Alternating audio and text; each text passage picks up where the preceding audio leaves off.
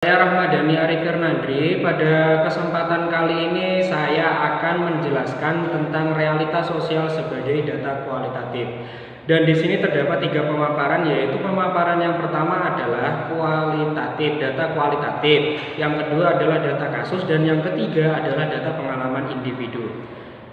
Mengenai data kualitatif, dari buku Profesor Burhan Bungin dan dari artikel Profesor Dr. Neo Muhajir, data kualitatif adalah data yang diungkapkan dalam bentuk kalimat serta uraian-uraian, bahkan dapat cerita pendek.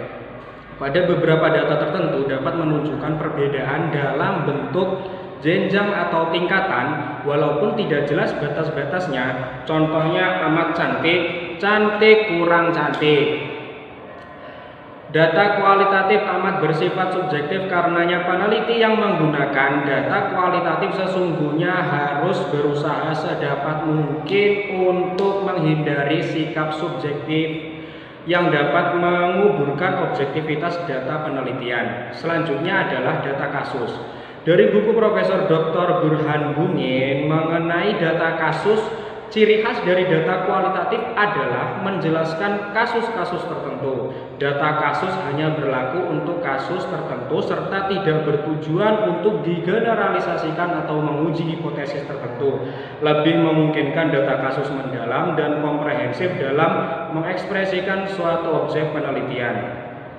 Wilayah data kasus tergantung pada seberapa luas penelitian tersebut. Oleh karenanya, data kasus bisa seluas Indonesia ataupun dapat juga suatu lembaga tertentu. Umpamanya penelitian tentang minoritas Cina di Asia Tenggara. Kasus Indonesia, penelitian ini hanya membicarakan kasus-kasus di Cina di Indonesia dan tidak dapat digeneralisasikan kasus tersebut pada kasus Cina di negara lain. Penelitian masyarakat Trobriand oleh Malinowski adalah contoh penelitian yang menggunakan data kasus. Dan yang ketiga adalah data pengalaman individu. Data ini adalah salah satu bentuk data kualitatif yang sering digunakan dalam penelitian kualitatif. Data pengalaman individu dimaksud adalah bahan keterangan mengenai apa yang dialami oleh individu sebagai warga masyarakat tertentu yang menjadi objek penelitian. Pada psikologi, data ini sering diistilahkan dengan personal dokumen.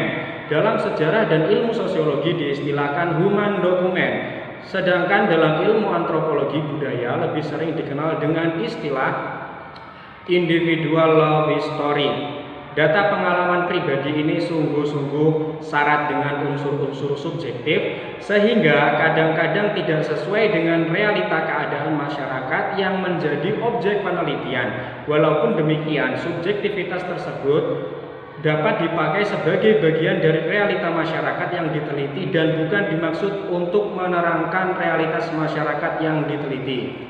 Manfaat data semacam ini adalah si peneliti dapat memperoleh suatu pandangan dari dalam melalui reaksi, tanggapan, interpretasi, dan penglihatan para subjek penelitian serta dapat memperdalam pengertian secara kualitatif mengenai detail yang tidak dapat diperoleh melalui wawancara atau observasi semata. Misalnya, seseorang yang sedang meneliti pelacuran yang dialami masyarakat.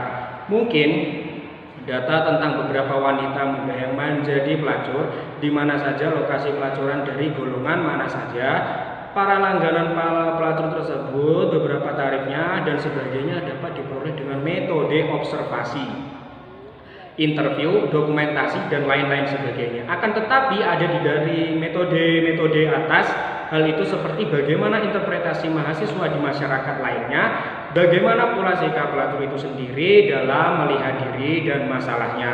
Hal-hal terakhir ini yang dimaksud dengan data-data pengalaman pribadi. Nah, pembahasan yang selanjutnya adalah makna sebagai substansi data kualitatif.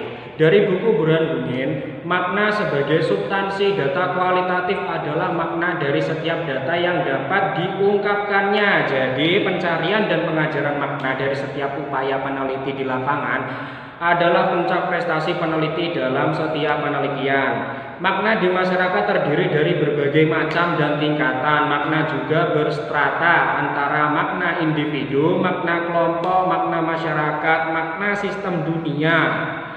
Makna dalam setiap data tersebar mulai dari yang konkret sampai dengan yang abstrak. Makna yang konkret berkaitan dengan sikap dan perilaku serta tindakan individu dan kelompok. Sedangkan makna yang abstrak berkaitan dengan nilai kelompok masyarakat maupun nilai sistem dunia. Begitu pula makna yang berkaitan dengan sikap selalu menuju abstrak. Sedangkan makna yang berkaitan dengan perilaku selalu menuju konkret, yaitu berkaitan dengan tindakan yang harus dilakukan seseorang dalam lingkungan sosialnya. Secara umum, penjelasan makna atau pemaknaan setiap daripada tingkatan yang paling luas dapat menggunakan model tingkat utama unit analisis sosial Ritzer setelah dimodifikasi. Berdasarkan 4 tingkat unit analisis sosial Ritzer, maka makna persebaran pada keempat kutub tingkat unit analisis ini yaitu makna bergerak dari makna objektif sampai dengan makna subjektif, makna yang bersifat makro sampai ke makna yang bersifat mikro. Makna yang bersifat makro bergerak dari makna objektif sampai ke makna yang subjektif. Begitu pula makna bersifat mikro bergerak dari makna yang subjektif sampai ke yang subjektif. Sebaliknya makna yang objektif bisa bersifat makro dan mikro, dan makna yang bersifat subjektif bisa bersifat makro dan mikro. Penjelasan makna yang bersifat makro objektif berkisar di antara masyarakat dan sistem dunia yang meliputi pemaknaan realitas material berskala luas, seperti umpamanya makna good government, makna pemberantasan korupsi, makna kapitalisme, makna tentang pemberantasan narkoba, makna perlawanan terhadap terorisme, makna keamanan regional dan dunia. Sedangkan penjelasan makna yang berskala makro subjektif meliputi pemaknaan non-material berskala luas seperti makna norma dan makna nilai. Contohnya makna hubungan internasional, makna hak-hak asasi manusia, makna keluarga kecil, makna caritas internasional, negara kesejahteraan, makna budaya global, makna budaya populer.